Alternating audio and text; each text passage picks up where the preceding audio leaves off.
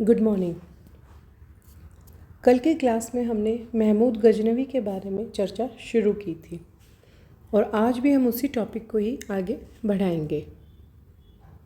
आज हम बात करेंगे सबसे पहले कि भारत पर महमूद गजनवी ने जो आक्रमण किया था उसके क्या कारण थे और क्या लक्ष्य रहे थे। महमूद गजनवी ने जो भारत पर आक्रमण किया था उसके कई उद्देश्य थे और अगर हम इन उद्देश्यों की बात करें तो वे इस प्रकार से थे। सबसे पहला धन संपदा की प्राप्ति का था। प्रोफेसर हबीब जो हैं इनका मत है कि महमूद धन का लालची था और धार्मिक व्यक्ति बाद में था। महमूद का गजनी राज्य एक पर्वतीय क्षेत्र था जहाँ के निवासी काफ़ी निर्धन थे। महमूद अपने राज्य को समृद्धिशाली बनाना चाहता था, शासन को सुसंगठित करना चाहता था, राज्य का विस्तार और पड़ोसी राज्यों के आक्रमणों से सुरक्षित बनाना चाहता था। इन सब के लिए अपार धन की आवश्यकता थी और ये धन भारत से मिल सकता था। महमूद जो था इसमें अदम्य साहस, शक्ति और नेतृत्व प्रदान करने की क्षमता थी। वह एक विस्तृत साम्राज्य की स्थापना का स्वप्न देखा करता था। इसके लिए विशाल सेना की आवश्यकता थी। साम्राज्य की सुरक्षा के लिए भी सैनिक शक्ति की आवश्यकता थी। तुर्क और अन्य लड़ाकू जातियों को अपनी सेना में भर्ती करने के लिए उन्हें लूट में प्राप्त धन का प्रलोभन देकर आकर्षित करना भी जरूरी था और ये काम भारत पर आक्रमण करके सरलता से पूरा किया जा सकता था। इसीलिए अधिकांश जो विद्वान हैं उनका मानना है कि धन संपदा की प्राप्ति महमूद का प्रमुख उद्देश्य था।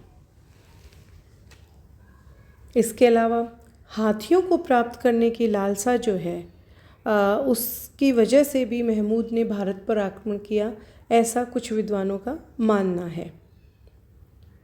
महमूद को अपने मध्य एशियाई शत्रु राज्यों को परास्त करने की दृष्टि से अपनी सेना में हाथियों की सेना रखने का निश्चय किया और हाथियों को प्राप्त करने के लिए वह प्रतिवर्ष भारत पर आक्रमण करने लगा। भारत में हाथियों का बड़े पैमाने पर उपयोग किया जाता था और शायद ही ऐसा कोई राज्य था जिसकी सेना में हस्ती सेना ना रही हो। इसके अलावा साम्राज्य की स्थापना करना या साम्राज्य विस्तार जो करना जो है वो भी एक प्रमुख उद्देश्य था महमूद गजनवी का। कुछ इतिहासकार जो हैं इनका मानना है कि इसी उद्देश्य की पूर्ति हेतु महमूद गजनवी ने भारत पर बार बार आक्रमण किया था। उन्होंने तर्क दिया है कि इसी ध्येय से उसने पंजाब को अपने साम्राज्य का अंग बनाया था। परंतु अन्य बहुत सी बातों से ये स्पष्ट हो जाता है कि महमूद ना तो भारत में अपना साम्राज्य स्थापित करना चाहता था और ना ही भारत में अपना सीधा शासन प्रतिष्ठित करना चाहता था। पंजाब को साम्राज्य में मिलाने का एकमात्र कारण उसे अपना आधार स्थल बनाकर बार बार भारत पर आक्रमण करने की सुविधा प्राप्त करना था। अन्यथा महमूद ने कन्नौज, कालिंजर तथा सोमनाथ तक विजय प्राप्त की थी, परंतु उसने ना तो इन प्रदेशों को अपने साम्राज्य में मिलाया और ना ही इन क्षेत्रों में अपने अधिकारी नियुक्त किए।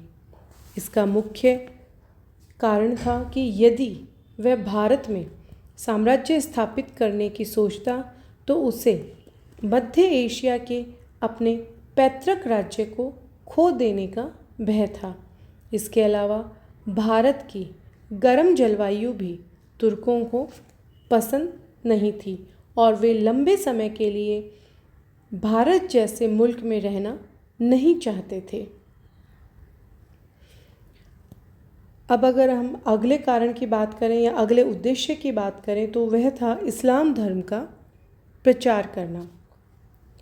अधिकांश जो इतिहासकार हैं उनकी मान्यता है कि महमूद ने भारतीय जो आक्रमण किए उनका मुख्य उद्देश्य इस्लाम धर्म का प्रसार करना था। लेकिन कुछ जो आधुनिक मुस्लिम इतिहासकार हैं वो इस मत को स्वीकार नहीं करते। पहले मत के जो समर्थक हैं इन्होंने तर्क दिया है कि खलीफा के द्वारा प्रदत्त सम्मान ने उनकी धार्मिक भावनाओं को अवश्य प्रोत्साहित किया होगा और वह स्वयं को इस्लाम का प्रचारक और संरक्षक भी समझने लग गया हो। महमूद के जो समकालीन अल-बरूनी है उसका भी कहना है कि महमूद ने काफिरों के देश में इस्लाम का प्रचार करने के लिए आक्रमण किए थे। वस्तुतः महमूद जो था वो इस्लामी जगत में अपना गौरव बढ़ाना चाहता था और इसके लिए भारत में इस्लाम का प्रचार करना जो है वो एक बहुत ही उत्तम साधन था। प्रोफेसर हबीब जो हैं उनका मत है कि महमूद ने भारत पर जो आक्रमण किए वो धार्मिक उद्देश्यों को लेकर नहीं अपितु लूट के लालच में किए थे। इस प्रकार से हम संक्षेप में कह सकते हैं कि महमूद के भारतीय आक्रमण जो थे इनका वास्तविक उद्देश्य चाहे जो भी रहा हो, इस सत्य को झुठलाया नहीं जा सकता कि भारत से धन की प्राप्ति के साथ साथ काफिरों का मूलोच्छेदन और इस्लाम का प्रचार करने की भावना का मूल कारण इस्लामी जगत में मान सम्मान प्राप्त करना था।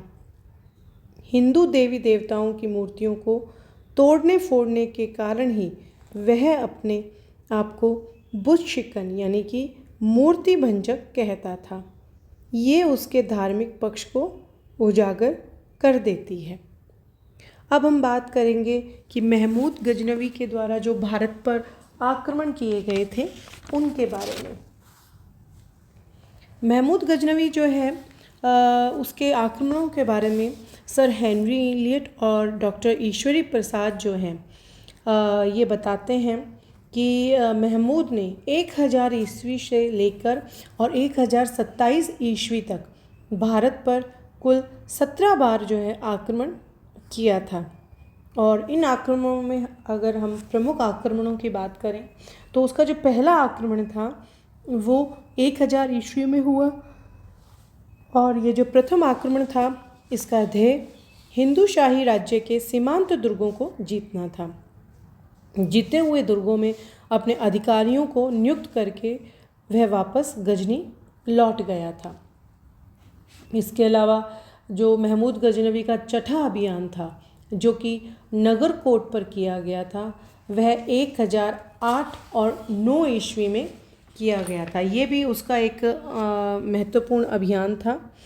और इसके अलावा जो उसका 8वां अभियान था जो कि मुल्तान का उसके द्वारा अधिग्रहण किया गया था इस अभियान के तहत, और ये 1010 से 11 ईस्वी के बीच में संपन्न हुआ था। और 9वां अभियान जो कि थानेश्वर की लूट था वह 1012 से 13 ईस्वी के बीच में किया गया था। इसी प्रकार से उसका 12वां अभियान जो था वह मथुरा और कन्नौज पर किया गया था और इसका समय 1016 से 1018 ईस्वी जो है उसके बीच का था। इसी प्रकार से जो इसका सबसे प्रमुख अभियान था, सबसे प्रसिद्ध अभियान था, वह था 15वां अभियान जो कि सोमनाथ के ऊपर जो कि गुजरात में स्थित था 1025 ईस्वी में उसके द्वारा किया गया था।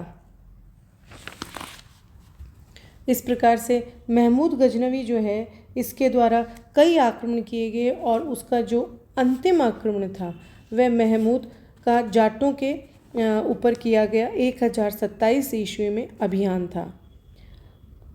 और इन्होंने बहुत ही बहादुरी के साथ महमूद का सामना किया, लेकिन अनुभवी तुर्क सेना जो थी उसके सामने ये टिक नहीं सके और महमूद ने बड़ी ही बर्बरता के साथ उनका दमन किया। ये महमूद का अंतिम आक्रमण था और इसके 3 साल के बाद में 1030 ईस्वी में महमूद गजनवी की मृत्यु हो गई।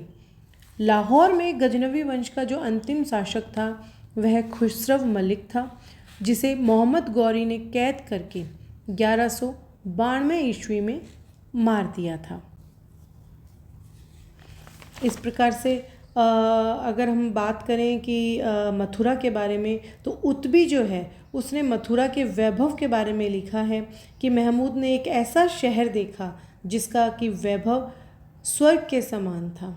इसी प्रकार से जो पंजाब का जो शासक था आनंदपाल, उसको वेहंद के युद्ध में महमूद गजनवी के द्वारा हराया गया था, जो कि चौथा अभियान था और 1008 ईस्वी में किया गया था। इस समय हिंदू शाही जो शासक था वो आनंदपाल था। ये उसके द्वारा महमूद गजनवी के द्वारा पंजाब पर किया गया दूसरा आक्रमण था और वेहंद का युद्ध जो है इसमें आनंदपाल पराजित हुआ।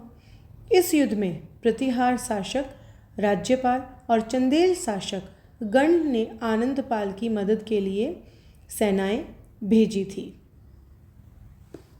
सोमनाथ के ऊपर जो आक्रमण किया गया था उस समय गुजरात का शासक भीम प्रथम था। इस प्रकार से महमूद ने लाहौर और मुल्तान सहित पंजाब को गजनी साम्राज्य जो है उसमें मिला लिया था। इसके आगे की चर्चा जो है वो हम अपनी अगली क्लास में करेंगे। Thank you.